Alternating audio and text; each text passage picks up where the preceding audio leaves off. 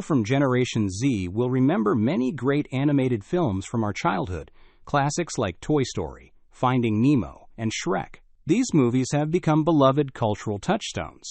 Unfortunately, recent animated films have largely failed to live up to those high standards. While there have been a few standout exceptions, Spider-Man Across the Spider-Verse and Puss in Boots: The Last Wish come to mind.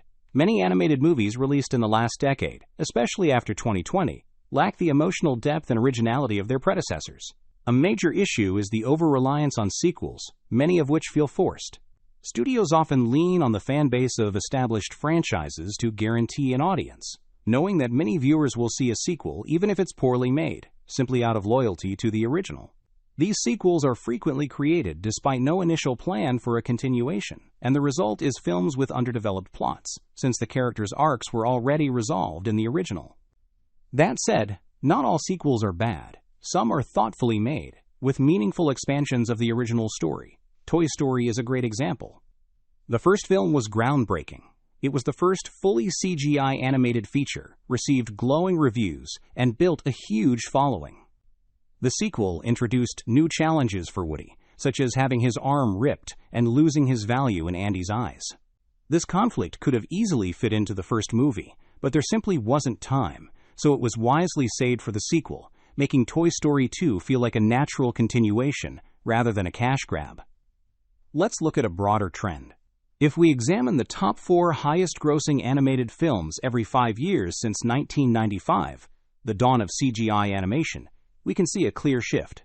Recent top-grossing titles are mostly sequels or based on already massively popular characters, like the Super Mario Bros. Movie. Compared to the originality of older films, today's big hits feel more commercially driven. While there are exceptions, newer animated films average lower Rotten Tomatoes scores and seem far more focused on revenue than storytelling.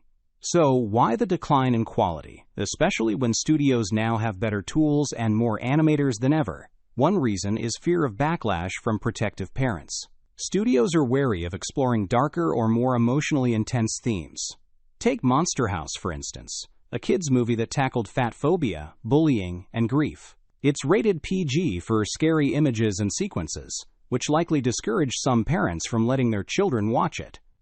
Today, studios avoid taking such risks, worrying about losing audiences.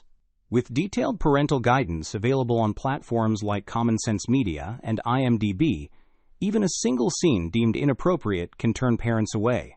As a result, animators are playing it safe and aiming for the widest possible appeal instead of creating bold, meaningful stories. Another factor is the rise of streaming platforms like Netflix and Amazon Prime, which prioritize frequent content releases to keep subscribers engaged. This focus on quantity over quality pressures studios to churn out films rapidly, often at the expense of narrative depth or originality. Executives chase trends, holiday specials, for instance, to maximize short-term engagement. This rush leaves little time to develop truly timeless stories. Additionally, many animated films are now aimed at very young children, which further limits complexity and appeal for older audiences. Social media and meme culture have also influenced the decline. Studios often prioritize creating viral or memeable moments over cohesive storytelling. The Emoji Movie is a perfect example. It's full of silly, standalone scenes that might work individually but fall apart as a complete story. The end result is a movie that's visually loud but emotionally and narratively hollow. Still, there's reason to be optimistic. Across the Spider-Verse and Puss in Boots: The Last Wish prove that modern animated films can be both visually groundbreaking and emotionally rich. Inside Out 2 was another strong release, showing that when studios take their time and focus on originality and quality rather than just profit, they can create work that stands alongside the classics we grew up with. With the right priorities, today's tools and talent could usher in a new golden age of animated storytelling. What's going on, guys? Thanks for taking the time to watch this video I created. If you enjoyed, please don't forget to leave a like and subscribe.